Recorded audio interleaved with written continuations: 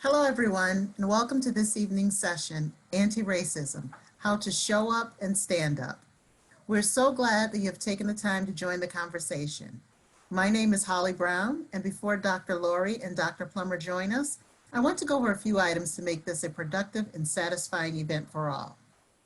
If you're not familiar with Zoom, this will be a webinar format where you will only see Lori and Debbie and not the audience. We have about 100 people on this call, so we know that you are joined with others who are interested in creating a just and inclusive society.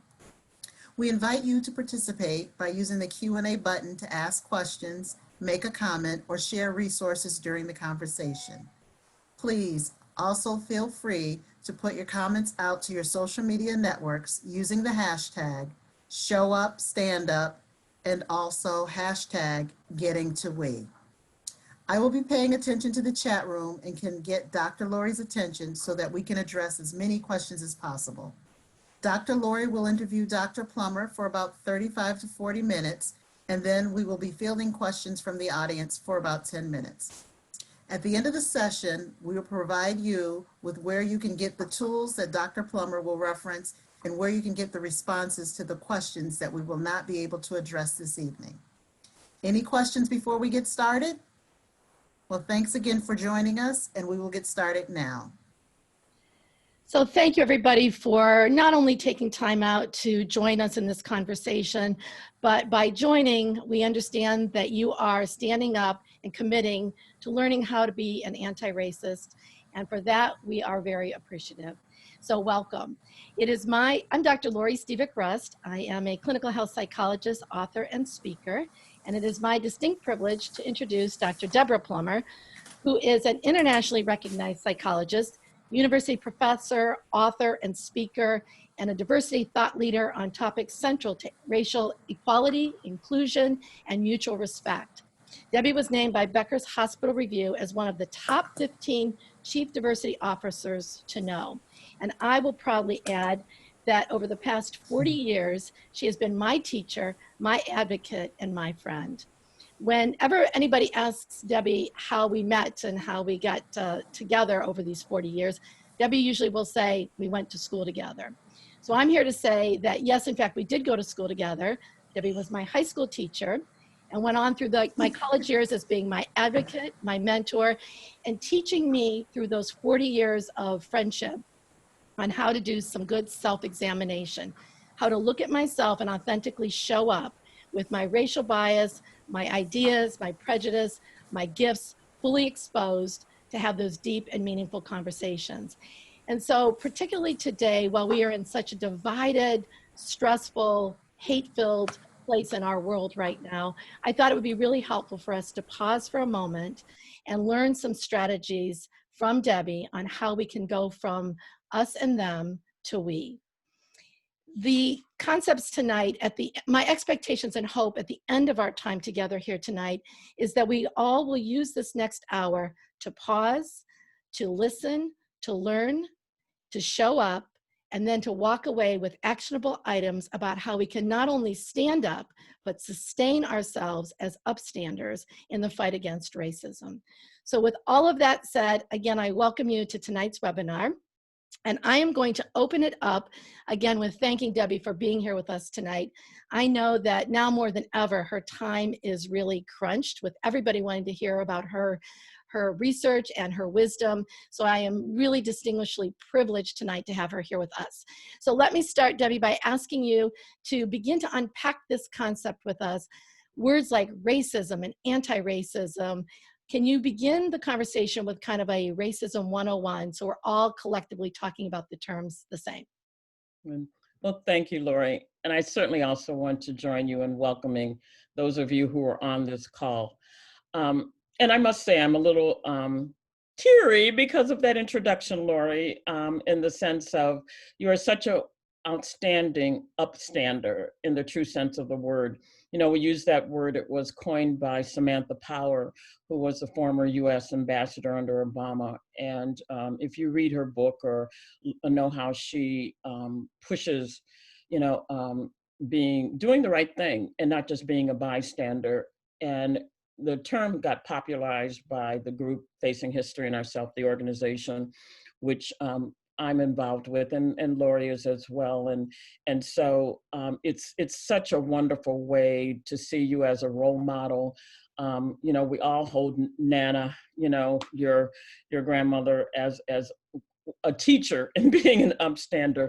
You know, Lori and I were talking today about what Nana's response would have been to the George Floyd situation, and she would have been like this, you know, like with a pillow, like going up there or getting that, you know, just hitting, you know, getting Derek Chauvin off of him because, you know, just pushing herself in there. And so we want to talk about, you know, the ways in which we can be upstanders, the way we can be anti-racist. And so your question about unpacking, you know, what racism is a good start, because first of all, that's, as you know, people have kind of a 1960s or even 1950s understanding of what a racist is, you know. And here's the good news, though, is that no one likes to be called a racist. Even racists don't like to be called racist, you know. And so we can use that spirit, that energy that we have, for still knowing that that's a horrific term. So what we talk about racism, though, in its modern form, to understand it when people talk about racism and anti-racism, because racism is one end of the continuum, and there are many forms of racism. And if you read the work of, well, it started with Angela Davis, actually, where she said it's just not good enough just to be not racist. You have to be aggressively anti-racist. And that's Ibram Kendi's notion as well. He wrote the book, How to Be an Anti-Racist, where he says that if you're either a racist or an anti-racist. So when we talk about racism in its many forms, I look at it as a 4-box model, you know. And I'm going to say this really quickly because you can go onto my website in the resources and actually pull up this ism matrix, where a racism can be overt, meaning observable and measurable and intentional, such as like the Holocaust or slavery or genocide or Charlottesville. That's what people usually think about racism. But it can also be covert and intentional, like gerrymandering, redlining, you know, hiring practices, housing segregation, employment practices as well. And I think like resume whitening. And that's, I don't have time to unbundle all of those, but that's what we need to know. And then it also can be overt and unintentional, like jokes that people tell, or maybe a Halloween costume, or segregated leisure activities that people aren't intending to be racist, but it's part of our culture. Or it can be covert and unintentional, and that's really slippery, like the microaggressions. People might have heard that term, microaggressions, which means those slight racial slurs that happen, or the racial insensitivities that people have. It could be mentoring practices, hiring practice. The list goes on, and it's there. So in other words, Lori, you know, the continuum is from the racially insensitive all the way to, genocide, or destroying, or something like Charlottesville, or what people saw, you know, what's happening in the police culture with George Floyd.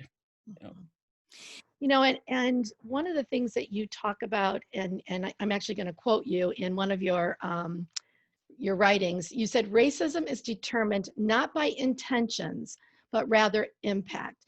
And I think, you know, when I read that, it's such a profound statement that I want you to be able to talk a little bit about the meaning behind that, because for many people, I think, who are watching, who are listening, who are struggling with this, the ways that you've just described between overt and covert actions and belief systems is that it's not my intention to be racist. It's not my intention to say, I just don't want to participate in this.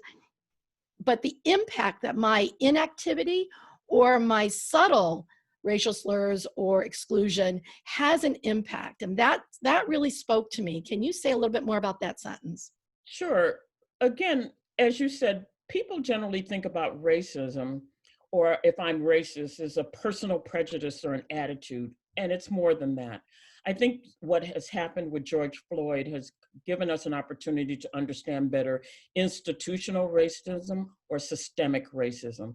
The fact that the police officer could be there and put his knee on the man's neck until he died, and 3 other officers and a host of other people could stand around and watch like a modern day lynching because they couldn't do anything. It was a 17-year-old girl who was actually videotaping it with her phone. But it speaks then to a culture, that a culture in the police departments that allows for this to happen, allows for all of those unconscious and conscious biases, all the hiring practices, all of the ways in which, we make laws that benefit the police officer so that they can feel protected if they're going to kill someone. So it is more than just somebody's personal attitude. I used to use this example all the time in teaching, and it's even more appropriate now, and I think relevant. I used to say, if I were to wrestle you to the ground and put my foot on your neck, and then look down at you lovingly and say, oh, Laura, you look like such an interesting person. I would really like you to be my friend. Which one would you pay more attention to? My foot on your neck or my words? And so intention doesn't always mitigate the impact. And that's where we have to be able to see that. So we can have the intentions and aspirational thinking, but that doesn't mean that the racist acts that they don't happen. So I think you've probably hit on this, but when we were preparing for the webinar, I had a couple people send me messages saying, I don't know why we're making such a big deal about this. Racism is so much better today. To keep talking about this, it's like one of those taboo topics. We're going to end up fighting. It adds to the division. Why can't we just leave this, that everybody is loving and good and just needs to say, I'm not colorblind. It's all going to be okay, and stop making such a big deal about this. Yeah. And I think for those of you who are more on the intention side, then it's easy to say it's not such a big deal. When somebody's got your foot on their neck or their knee on your neck and killing you, it is the impact. So we have to be able to understand intention versus impact. We also have to be able to understand that, to your point about making this a big deal, we've been making it a big deal for 400 years. I think that's a reason why people don't understand the looting or the frustration. And if anybody has ever not been angry enough that you just wanted to hit something then you're privileged. You've had a pretty good life, but you're never just so angry that you want, and so we understand that as psychologists. I think how those frustrations and those angers comes out. I'm not condoning looting. I'm not condoning violence, but it certainly is understandable when you have that kind of pent up for a long, long time, when somebody's not being heard or somebody is recognized, or you have laws that don't support you in this. So it's understanding the history. It's also having the competencies to do this. I happen to know and believe that the reason why most people don't like to talk about it is because, I call them under-functioning anti-racists, that we don't have the skill sets or the competencies. It is truly like if before cell phones, like if somebody, or even with cell phones, if somebody has a car that's disabled on the road and they need help changing a tire, I couldn't stop to help them. I wouldn't know how to do it. That doesn't mean that I'm not an altruistic person or whatever. I don't have those competencies to do that. Similarly, we don't have the diversity competencies to navigate our increasingly complex multiracial world. And so we're using, we just think that if I'm a good person, like you said, or I love God, or I think of people as all God's children, that it's going to translate into good behavior, but it doesn't. We need the competencies like holding multiple realities, perspectives, identity, how to marry intention and impact, how to use our privilege, our social privilege, as a life skill, as a leadership competency, how to make quality decisions in the midst of diversity tension, and how to, just be skilled and facile, around and emotionally resilient when we make mistakes. So we all need to develop those competencies. Yeah, and I know we're going to get into some of the how do we develop those competencies, because one of the other questions that came in before was somebody saying, when all of this happened, my heart was breaking. I'm a 70-year-old Jewish woman, and I have friends that are African American that take care of my mother, that are like family, and I wanted to call them, but I didn't know what to say. And here's the punchline: I didn't want to sound condescending.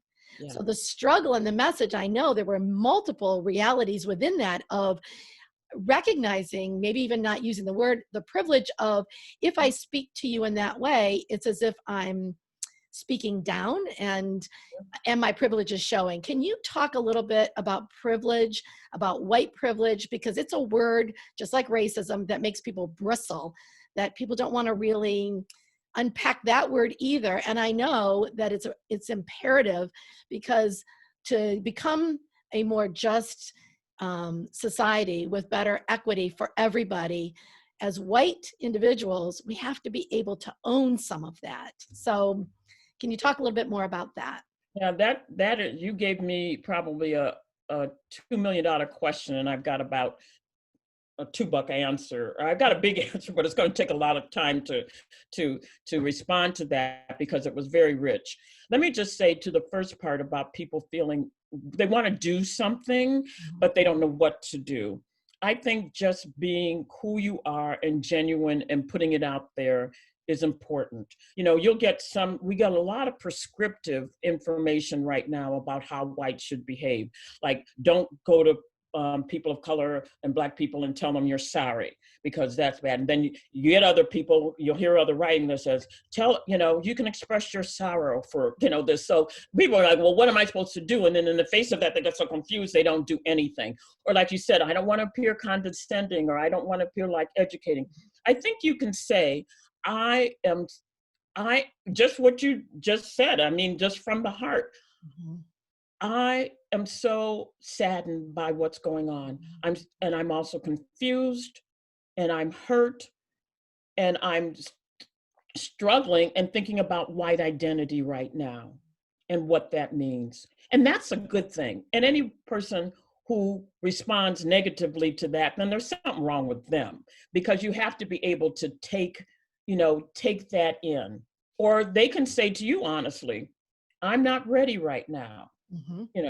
I have a lot of white friends who are calling me, not my really close white friends, but some that I haven't seen in years, because they're digging in their Rolodex, or they're on their phone to find their Black friend. And then they call me to say, because they want to talk about this. And I get that, Mm-hmm. I get that. But at the same time, I did write an article about why, Blacks aren't ready to come together yet, but I'm confident that we will.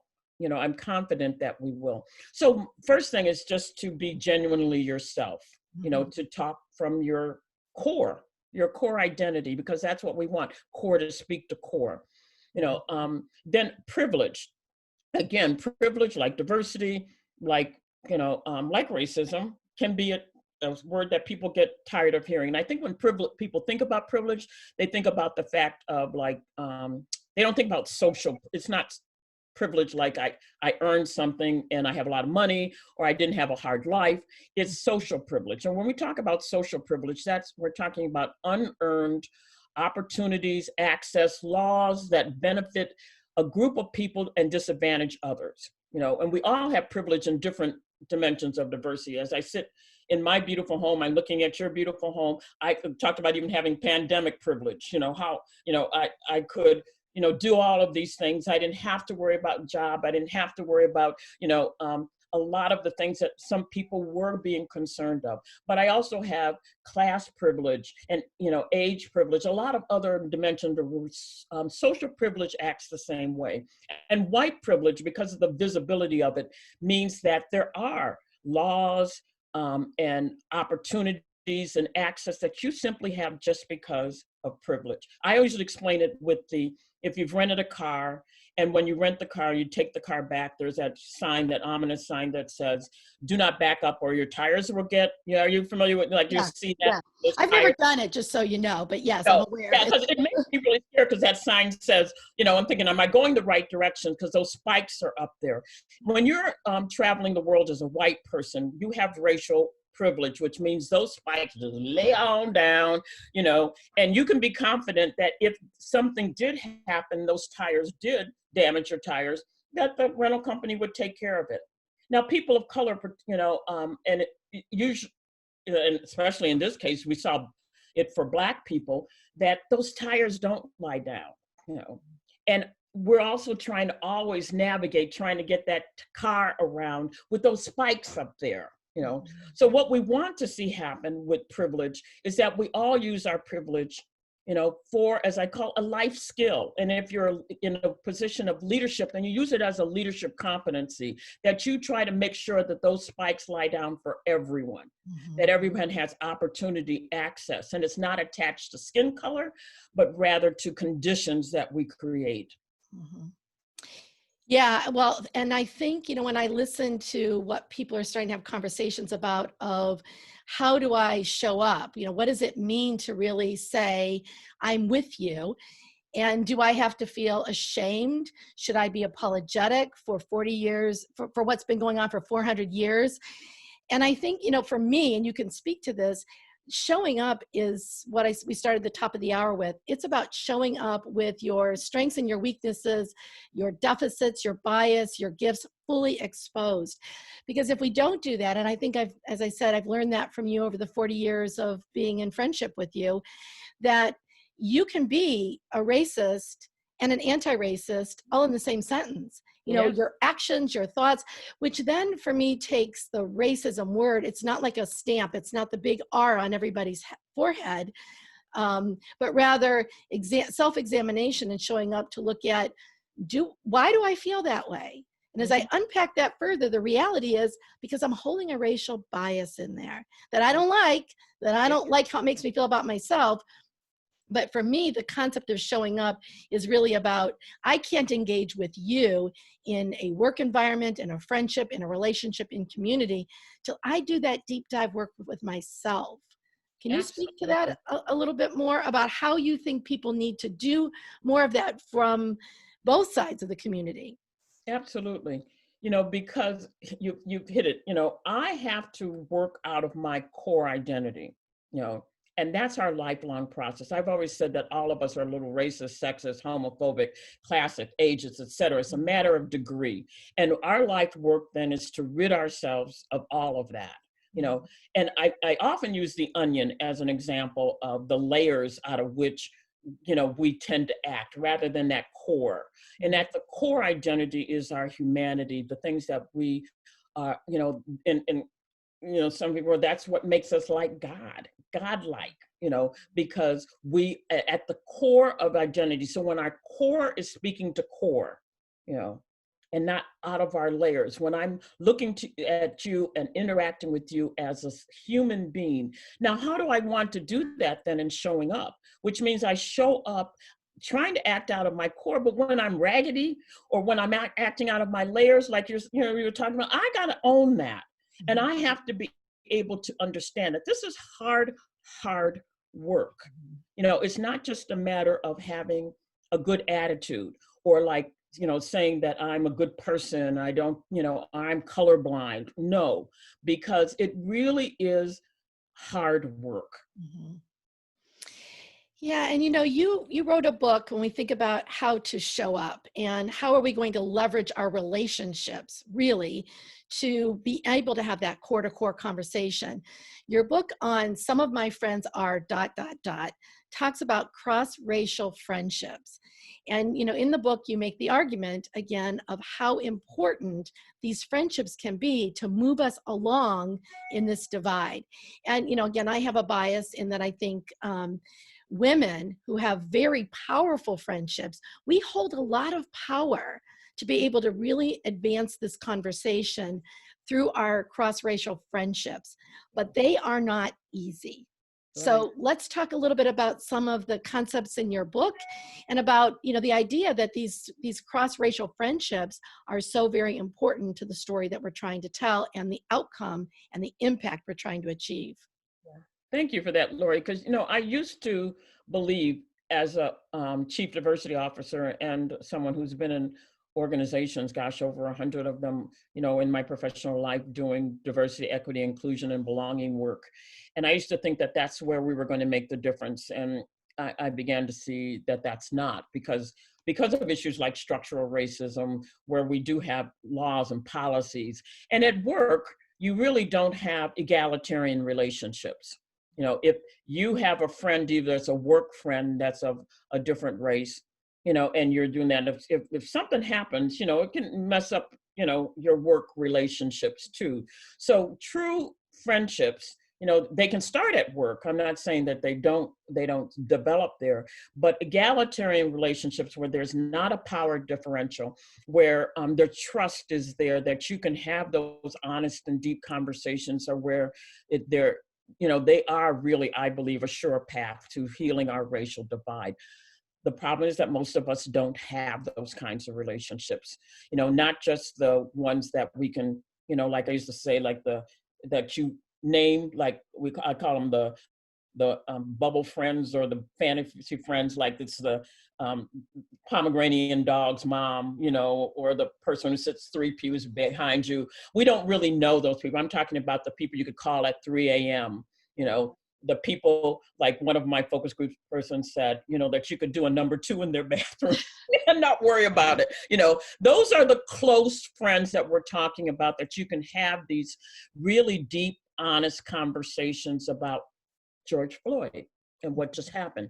You can explain when they say something like, well, isn't it just excessive force, or just a few bad apples, that you can explain to them and say, let me tell you why you got this wrong, and let me explain to you, because that is where those mountains of racism can be moved. And so what we know, though, is that most of us don't have those friendships where we can have those conversations, but there's still other things we can do to start to develop that. Mm-hmm. Well, and I think, one of the things that you talk about when it comes to those relationships is, number one, they're hard work, and we know that. And we know that it's not like you just say, oh, I have this friend who's Black, and then accept that means I know somebody who's Black, I have a friend who's Black, but it's not the same level of an intimate relationship that involves the trust. Because it's interesting, I right now we've got people throwing out all kinds of ideas and opinions as if they're facts. Yeah. For example, when we promoted that we were going to be doing this webinar, and in the introduction, I said, and it's going to be my privilege to host one of my longest, dearest, treasured friends. And I don't even think I hit send on Facebook, that the response that came back said, anytime a white woman says she has a Black friend, she's a racist. And so I thought, well, this is interesting, because now we see that we have poked at the bear. These are the beliefs that are floating as if they are facts. And the only way we shift that, based on the information you've shared in your book, is to be able to have not the superficial friendships, but the going deep friendships. Right. I call those individuals over-functioning anti-racist, that we know, from the marriage and family therapy, where you have under-functioners who tend to, under stress, just, they don't know what to do, they shut down, or they get so nervous, they, have these physiological responses. There are a lot of whites right now who are under-functioning, they don't know how to manage it. But then we have the over-functioners who are quick to come in and fix the solution. They're going to hit everything people say that they think is racist, like a whack-a-mole game, boom, boom, boom, boom, boom, knocking people out. That's not helpful as either. We really have to be functioning anti-racist and understand, again, core identity, speaking to, we approach this work with cultural humility, which means it's a lifelong process of self-examination, self-critique. It's what you were talking about before. It's learning and understanding my own racial identity and how I am going to, grow. Because we can't change, we know as psychologists, we can't change anybody else's behavior. accept our own, and we can only create cultures or climates where they will want to change. So there is a lot of that going on right now. It's like you said, there's a lot of people being very prescriptive of what you do and don't do, but showing up means being. Not concentrating on the doing as much as we're concentrating on the being. Mm-hmm. Absolutely, which brings us around the full circle here of, with that sense of authentic courage to show up to ourselves, which I still think we all have a long way to go. Because again, I know it's hard to acknowledge beliefs that we hold that we think are not pretty, or socially acceptable or even likable to ourselves. But once we own that, we can move to the position of what do we do next? How do we engage that and move into action? And so the third part of our webinar tonight was to really talk about how do we stand up? And in preparing for this, you and I were having a conversation about another dear friend of mine who I interviewed for the Put on Your Big Girl Shoes book, Rena Ferber-Finder, who was one of the last remaining Holocaust survivors from Schindler's List. And anybody who's read the book, that interviewing Rena and digesting and taking in and absorbing her message was life-changing for me. And one of the things that Rena talked very strongly about was the danger of indifference, the danger of silence. Now, obviously, we know what happened with the Holocaust, but if we move upstream of that story and we start with, where did it begin? It began with the dehumanization, our language, the things that people were doing to the Jewish population, and others were saying, I don't really think that's a great thing, but I'm not going to rock the boat. I'm not getting involved. I'm going to stay, like I'm Switzerland again. That silence became the seed of allowing the catastrophic ending of what happened with the Holocaust. So I hear that word always in my head about the danger of silence, the danger of being indifferent and going, listen, that's got nothing to do with me. Let them figure it out. Is it ultimately turns and affects all of us in some way. So moving from the danger of being indifferent and being a bystander, I think about what must the other officers been thinking as they stood there and watched. And as I listened to Rena's stories, thinking about people who watched children being shot while they were taking their children off to school, wondering again, what do we have to tell ourselves in order to remain a bystander? And then how do we pivot and go, no, it's not okay for me to just say this hurts me and it's not okay. I have to move from a bystander to being an upstander, to standing up and saying this might not be popular. It might put me at risk, but I will no longer be silent. Talk about what can those of us who are feeling so helpless, who want to be part of this solution, how do we move from being a bystander and developing those competencies that you've been talking about to being an upstander in this process? Yeah. And I'm glad you put that out there like that, because we do get paralyzed. As I said, we get paralyzed when we don't know what to do and then do nothing. The other thing is that when we have a culture that all of us have all those social loadings that's in our head about what we should do, think, and believe. That's how all those biases get in there. That's how the racism happens, and it's intentional on many people's parts. When we tend to treat differences as a threat to be feared, rather than trying to manage differences as a competency, to be mastered, or as a skill to be mastered, then that's when we're off, because as long as you're working from a fear-based model, then you are going to act just like everybody else did. Mm-hmm. If you start to look at, instead of a threat to be feared, it's something that we just have to manage difference as a competency to be mastered, then we're on the right path. But it's logical. I use this like the hourglass as an example as well. What's happened now is that we have whites who are the ones who get to make all the laws, practices, benefits, et cetera, for them.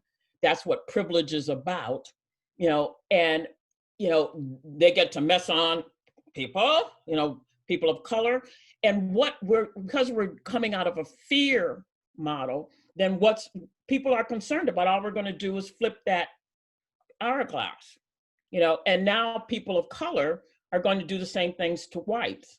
And so that's a self-preservation. And what we want to do, as I always say, is to try to level that playing field, so that we crack this bottle, so that actually there aren't those barriers. We're all talking as humans, as one race, the human race, but that is not a simple concept, and we do have to learn those competencies in order to do that. One is understanding our racial identity, piece, who we are as racial beings. And there's, that's a whole process when we've learned about our intellectual development, social development, all of physical development. We don't learn about racial development. We need to do that, So racial identity development is one. Am I supposed to be talking now about like what we can do? Is that what you want? Yeah, I think that would be great, because I think that moving from a place of feeling helpless to give me something tangible that I can develop that racial identity, that I can understand what systemic racism is, for people who are saying, I don't get it. Everybody's got a fair shot. It's just, if you want to be lazy, then nothing good's going to come of it. It's, again, that whole circular narrative that we keep telling ourselves, that until we educate ourselves better about what does systemic racism mean, how is that translated, what are the actionable things we can do to start to learn about something that all too well about. Right now, I don't think we have the luxury of willful ignorance anymore. Whites don't, because one of the things that we know is that, people of color, particularly Blacks, aren't as committed anymore to whites' comfort, So willful ignorance, just saying, well, I didn't know that, I didn't understand that, is not going to help, So there are things that you can do. First of all, engaging in multiracial living, and that means where you choose to live, where you shop, organizations that you support, where you get your information from, and who you choose to believe, all of that. And I don't mean you have to, run out and buy a new home in a racially mixed neighborhood, but you can do multiracial living by just being more aware of other opportunities that are there. Reading, I have on my website, and I just put out, even before George Floyd happened, 6 books that I recommended that you could read and discuss to achieve racial equity. And I picked 5 areas, or 5 areas in which we have racial inequity. One's a criminal justice system. So if you haven't read Just Mercy, that's one. It's a great book. Disparities. We don't have a lot of, really non-academic books about healthcare disparities, but if you read Black Man in a White Coat, which is a wonderful memoir story, Doctor's Reflection on Race and Medicine, Damon Tweedy, these are all on my website. The Color of Money, which talks about the wealth gap. So this is healthcare disparities, this is the wealth gap, Black banks and the racial wealth gaps. Education, achievement gap. We want to do more than survive, which is Bettina Love's book on education, really good. Voter suppression, one person, one vote. One person, no vote. It's a really good book, too, by Carol Anderson, to understand, and this one, to understand housing segregation, the color of law, and how it is today. So, I mean, and there are lots of good reading lists that are out there now. That's one way to do that. The other thing that I recommend when we're talking about friendships, Lori, and how we could do, one of the things I hope people will do is to just sit down and just reflect on your hopes and concerns that you have for race equity moving forward now. And a hope is something that you want to see happen, and a concern is something that you don't want to see happen, but there's a probability that it might. And so put down that list, get a list of hopes and concerns, then find your friend of a different race, or if you don't have one, choose a coworker and just say, listen, I've got this reflection of my hopes and concerns. I'd like to discuss this with you. That's always a good conversation starter. And then put down your takeaways from that. Then, of course, another thing that we can all do is vote.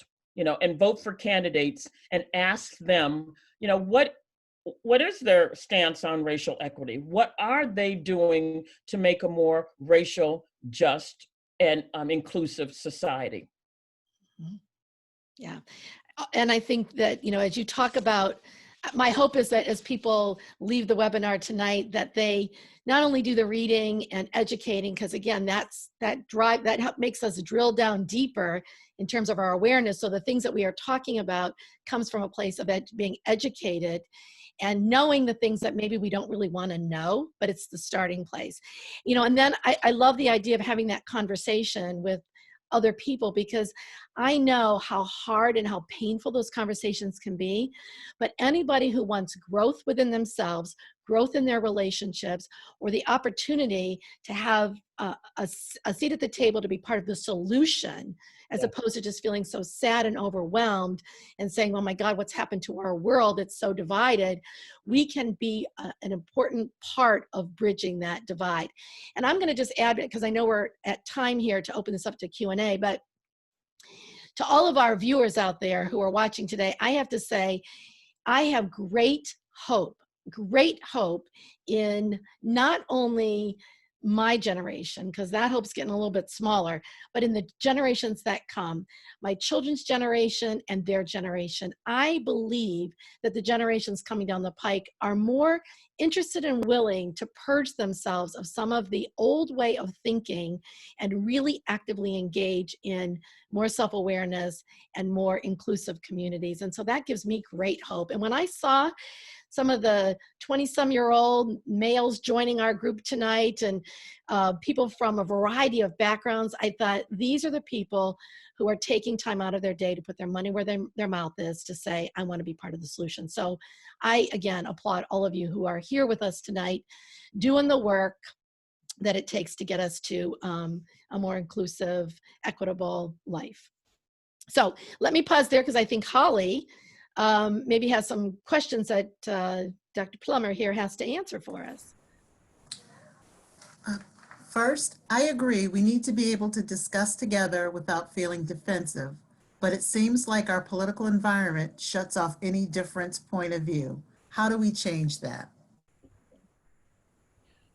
If I could say, and I think that's true. And what we have to understand about politics is really about power, and when we talk about our democracy, that's the peaceful exchange of power.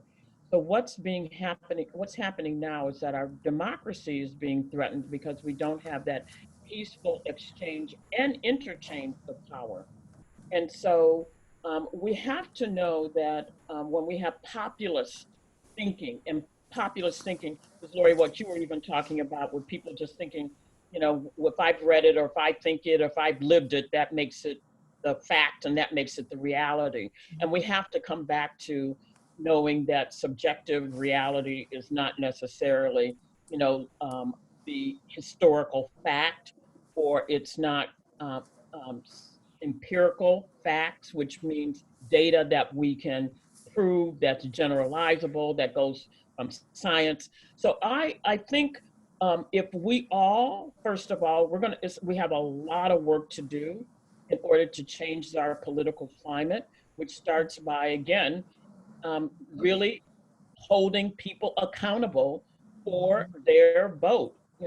We cannot just vote we can vote in our own interest, but knowing that if I vote just because of the economy, or just because something that's important to me, that all of these things are interconnected. Look at the pandemic. We're all experiencing this public health crisis. That virus doesn't care, what color, how much money you have, et cetera. But we all have to work together to solve this. But it's disproportionately affecting Black people because of systemic racism. So it is all intertwined. So one of the things that we can do is vote responsibly, and not just at the highest level, but our local levels are real important, because those are the judges, the local officials that have. So we just have to really educate ourselves, hold people accountable, and vote. That's what I would say. I don't know, Lori, if you. Something else. No, I think you're spot on with that. I think, when people start to feel, anytime we know as psychologists, helplessness comes from a place of, I don't have the tools and I don't know what I need to do next. And then we can get sunk into a place of depression and despair and then disengagement. Like, I don't care about any of the candidates. Politics is toxic. I don't want to participate. But now's the time again to do that pivot from, if you do nothing and you don't vote and you don't educate yourself about that process, you are essentially contributing to the problem as a bystander. So I see it all intertwined in that same way. Okay. Next, Attorney General William Barr said there is no systemic racism in policy. He says most of our history, our institutions were explicitly racist. Does he just not understand what systemic racism is? He says there are instances of bad cops. How can we explain the full reason why we are protesting against cops when their minds are thinking this way? Great Wow. question. That is a very good question. I think I want to say that systemic racism is hard to understand in its complexity, but Attorney General Barr knows better. So, I mean, he's any attorney that denies systemic racism, I don't know how they got their law degree, truly. Because systemic racism, means that, again, there is embedded in the law, in the practices, in the policies, and even how they are implemented, racism. If you read that book, The Color of Law, you understand housing segregation. You know, with with every single. If you read One Person, No Vote, you understand voter suppression, despite the laws. There is systemic racism. So I think we have to be really savvy and astute and critical thinkers Mhm. of what information we are getting currently from our leaders, so that we don't swallow everything whole and go into an authoritarian, autocratic society, because that's what it is. Democracy is just that. We can criticize our leadership. We can go out there and protest, peaceful protest. We can say that doesn't make any sense, and we can keep hammering for accountability. So I do think that has contributed to our culture. That I'm not sure if I hit the actual part of the question. I'd have to look at it again because it is so important. But when people say that, they have their own agenda. I think it's about their own agenda. Yeah. And just as a psychologist, I would certainly add that I think there's this phenomena that happens of denial is really at the core of all of this. That, if I don't want to see this problem, it's easier to get into the black and white thinking, meaning not necessarily racial black and white, but the all or nothing thinking. It's either the laws are discriminatory or they're not, as if there's no gray place that we can go, yes, but this is tied to this and it has this ripple effect. But people have to really be able to step out of their denial to be willing to even see that. We know that that's terribly hard to do. So we're just going to have to be very smart about this, because truly, I think that this is about power and greed. That's the agenda. So and I can say that they'll probably use all of this civil unrest as first of all, calling it thugs, concentrating on the looting and the destruction of small businesses and all of these things, rather than noting that the first act of violence was the knee on George Floyd's neck. And if we want to go back further, the acts of violence for 400 years against Blacks, as Tamara Mallory, the activist, said, truly, we learned looting from you, meaning whites. You looted the country when you first came in here, call it United States, and looted it from the Native Americans. The violence of lynching, go to Montgomery, Alabama, and and look at Brian Stevenson's, the work there, and the lynching museum. That is so music. So, we can't just say, look at the violence now. This is like a domino effect. So A happens, then B happens as a result of that, and then C happens, and we pretend like A doesn't happen, just talk about B and C. Look at their rioting, and then, they're looting and doing all this stuff. Where A was the knee on George Floyd's neck, which, cost the life of a man. Abram, Ahmaud Arbery, before that, Breonna Taylor, all within this 9 months, and we can go on and on and on.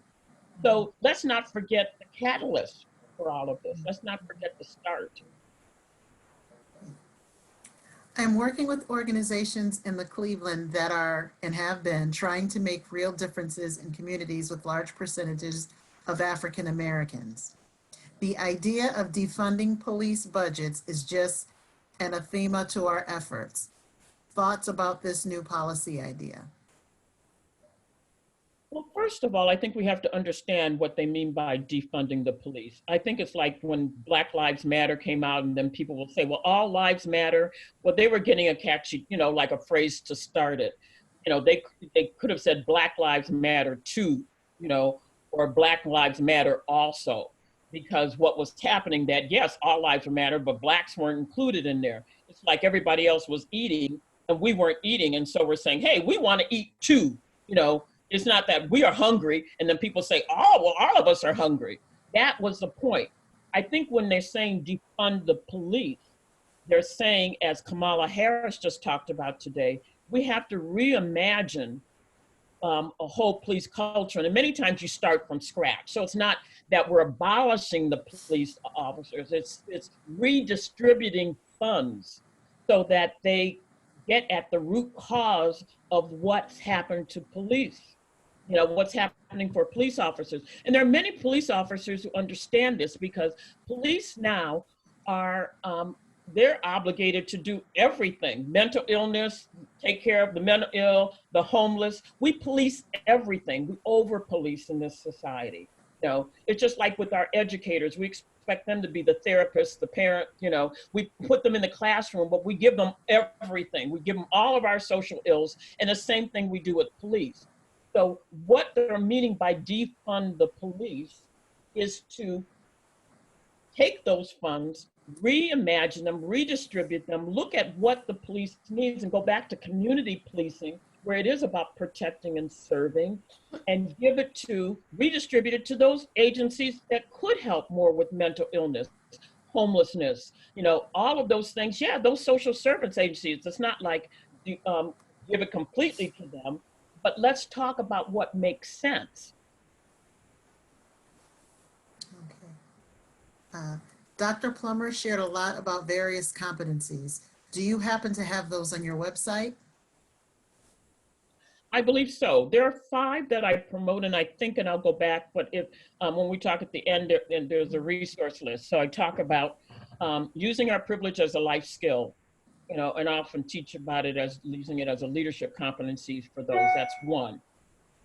Holding multiple realities, identities, and perspective.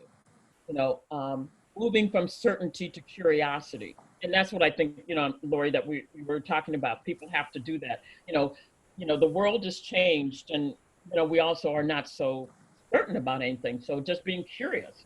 So moving from certainty to curiosity, making quality decisions in the midst of diversity tension. There will always be tension when there's diversity, but we have to make creative tension around it. And of course, anytime I do 5, I always can't then remember the 4th one to start. So, but they're there. When I mention those, they're there. I believe they are on the website. If not, they're in a little book called Advancing Inclusion, and it's geared towards employee resource groups, but it's really the basics. The first part of it is all about basic diversity stuff that we need to know, and all of those diversity competencies are in there. And that one's priced, it's $99. It's real, so that you can get that anywhere. But yes, it can be there or easily accessible. And we are at the end of the hour going to make sure that there's a link in the show notes for the resources that Debbie talked about, her website, a link to blogs where she outlines and talks in more detail about the topic. So at the end of our Q&A session here, we will absolutely have that included in the show notes, because we are recording this, and we'll redistribute. So I know that's Holly's job, is to keep us, I'm pointing down like it's what is it? Not Family Circle, Brady Bunch. Holly down here will make sure that we are on point with that. So do we have time for one more question, Holly? Okay.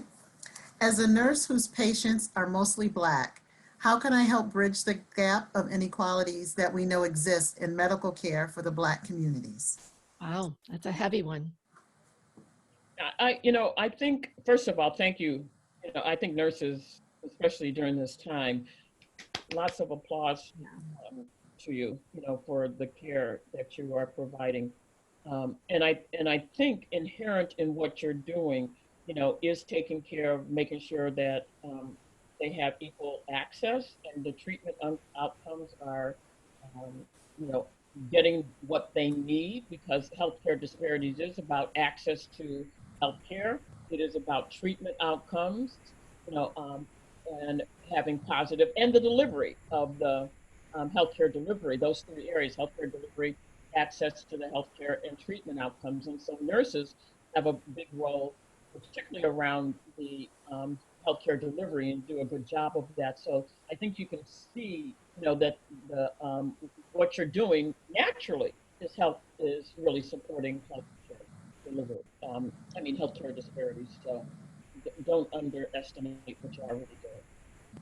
And I'll just add a little teeny piece to that, in knowing that now with COVID, that our healthcare workers, our nurses, are being asked to not only deliver the services, but to be the surrogate emotional family member for the person who might be, potentially at risk for dying, is isolated and scared and alone. And I think, when you add COVID on top of the racial struggles that are happening right now and the division, your job as a healthcare worker, I think, taking all of the information perhaps that you've heard tonight, wrapping some of that information around the care that you're providing, and maybe seeing the patient through a different lens to know that their struggle is unique in many ways. For sure. I think we're going to go right now, Holly. Yes. So Holly has now flipped up on the screen here, which is her way of saying we are at the top of the hour. And this slide is reflecting some of the links as to where you can get in touch with Dr. Plummer, with myself. And then, as I mentioned earlier, we will definitely have a link to a lot of resources that Dr. Plummer talked about tonight. So with that, in respect of your time that you have spent here with us today, I want to thank Dr. Plummer for her time and her wisdom and her commitment to moving all of us from us and them to a collective we. And I thank each and every one of you for being here with us tonight, and your commitment to becoming an anti-racist and then sustaining it. Thank you, everybody. Have a good evening.